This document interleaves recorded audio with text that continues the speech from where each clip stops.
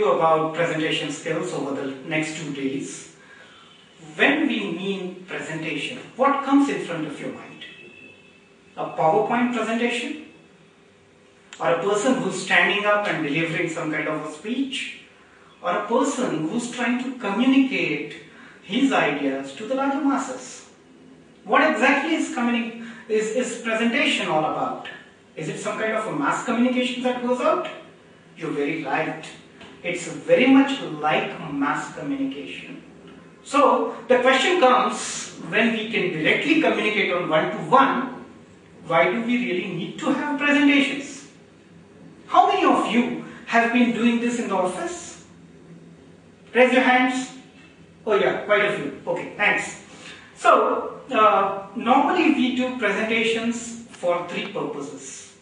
Either to educate, or to inform, or to show the statistics and data. Imagine if I have to communicate all this, which is facts and figures, to each of you one-to-one. I would take almost a year. Now, I am doing it over the stage. That becomes much more easy for me. But people normally have this great fear of failing at presentation. Standing in front of the crowd and delivering a speech is my second biggest fear. And first one is death. That is what once George Bernard Shaw had said. He says that the idea of standing in front of the crowd and delivering a speech or delivering some kind of a message is so dreadful for me that I would rather die. Now, isn't this really significant? How many of you have tried doing presentation but came up with the feeling of butterflies in the stomach? Or some kind of nervousness and uneasy feeling? Now, why is that? There is something which is called as fear of unknown. We normally feel that we are not adequately prepared, though the audience is very forgiving. You would find my comments a little cynic. Yes, they are, but normally audience has very big heart and they would forgive you. So there are 3 A's of presentation that we would say. I'm going to talk about these 3 A's. Any idea of what this could be?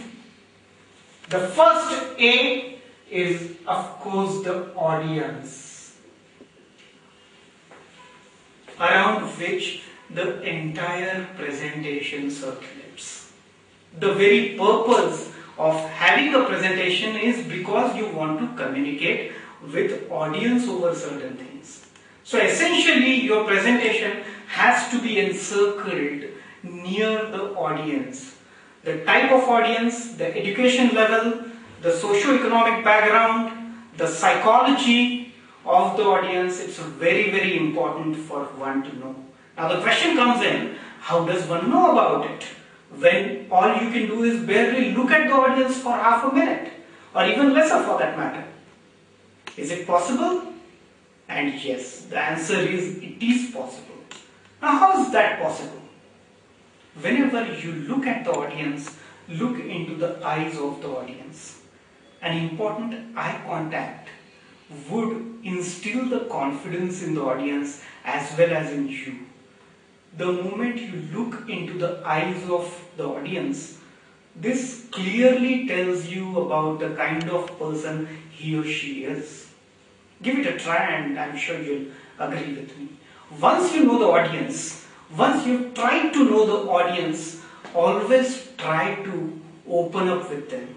Try to connect with the audience. It's very important for you to speak the same language with the same words that the audience understands. Imagine that you've got excellent stuff to talk about. You have got beautiful data to show around, but you simply cannot connect with the audience. Would that be good? I don't think so. So basically, the first A of presentation is going to be audience. Your presentation has to be audience-centric. Some care that you should do while looking is This is called the superior zone. The eyebrow and the upper part of your temple is called superior zone. If I look at you like this, over your foreheads, how does that feel? Oh, it feels like I am considering myself much superior than what you are. And that could intimidate the audience and turn them off. It's not a very good idea to look at this way. Now, on the contrary, I start looking at your chin and the part below. This clearly shows my lack of confidence or my inappropriate body gesture that the audience might not appreciate. So this is a strict no-no. Now the comfort zone where audience and you both are comfortable is this part. From your eyebrow till the upper part of the chin is called the comfort zone, where you can look at the person's eyes, you can look at his or her smile, you can smile back, and people would obviously connect with you. This is the first A. The second A that I'm going to talk about is an action. Now, what do I mean by action? By action, what I mean is your actual delivery, the preparation before that. I would always strongly recommend a very, very clear, to the point notings in terms of your preparation.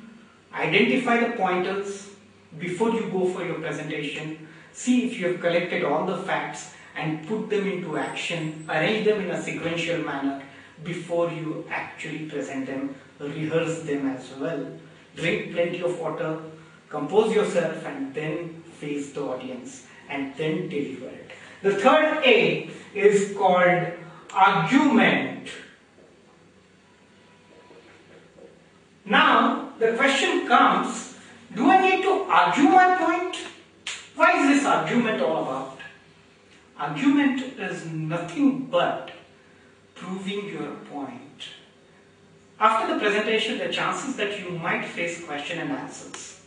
So, an argument is the same way how a lawyer puts his case in front of the juries. What he does? He tries to argue the side of his client. In the same fashion, you are putting your pointers as a lawyer who puts his argument. These are 3 A's of presentation. How we are going to prepare it, what are the facts, we'll come to it at a little later stage. Thank you.